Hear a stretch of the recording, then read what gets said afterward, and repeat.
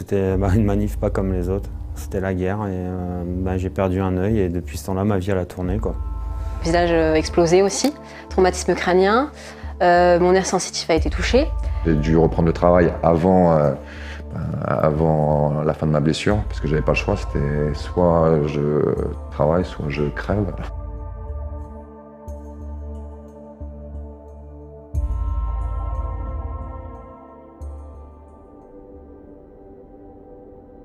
Le 8 décembre 2018, pour l'acte 4 des Gilets jaunes, j'ai été manifestée pour la première fois. Et du coup, sur les Champs-Élysées, aux alentours de 14 h, j'ai reçu un tir de grenade en plein visage. Et du coup, j'ai perdu mon œil. C'était l'acte 3 donc. Et quand je suis tombé à 14 h, j'ai pris une balle de LBD 40 dans l'œil. Le 24 novembre, donc lors de l'acte 2, donc à Paris, sur les Champs-Élysées, aux alentours de 16 h 30, donc j'ai malheureusement reçu lors d'une charge donc des forces de l'ordre une grenade de type Gliev-4, donc celle qui est composée de 25 grammes de TNT, donc directement dans le pied. Voilà. J'ai eu 80 points de suture dans l'œil, un œil orbite explosé. J'ai balancé mon œil sur les Champs-Élysées, donc maintenant, au jour d'aujourd'hui, ça paraît un peu abominable ce que je vous dis, mais c'est la réalité. Donc voilà. J'ai des douleurs qui surviennent de temps en temps.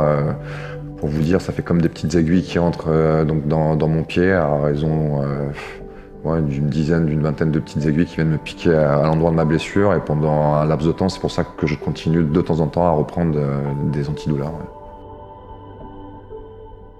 Enfin, ma vie se ressemble. Enfin, tous les jours, c'est un combat. En fait, j'ai mal tous les jours. J'ai eu plusieurs opérations. Au nombre de 4, j'en attends une 5e prochainement. J'ai la chance d'avoir une famille qui m'aime, donc c'est bien déjà. Mais après, ouais, j'espère avancer. Je sais pas trop en fait. J'ai pas trop de. À la première opération, il a fallu me reconstruire la face, du coup avec plusieurs plaques dans le visage qui entourent tout mon orbite.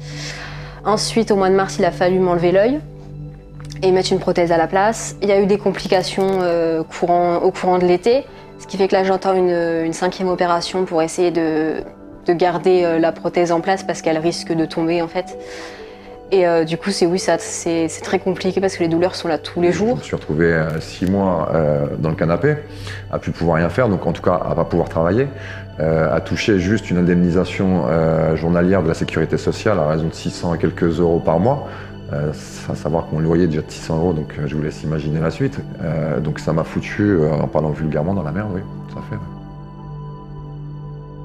Je fais une différence entre le policier qui m'a blessé et l'institution policière. Je ne suis pas anti-flic, loin de là.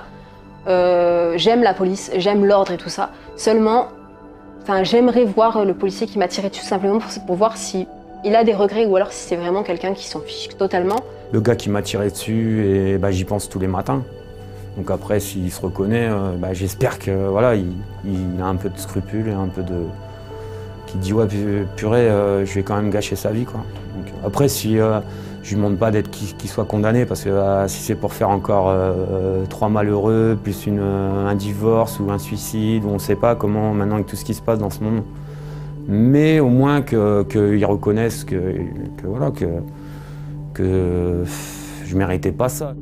Et de voir ce qu'il pense d'avoir tiré sur une gamine de 20 ans et de l'avoir privée d'un œil, juste parce qu'elle était là en fait. Je ne faisais rien, c'est juste parce que j'étais là.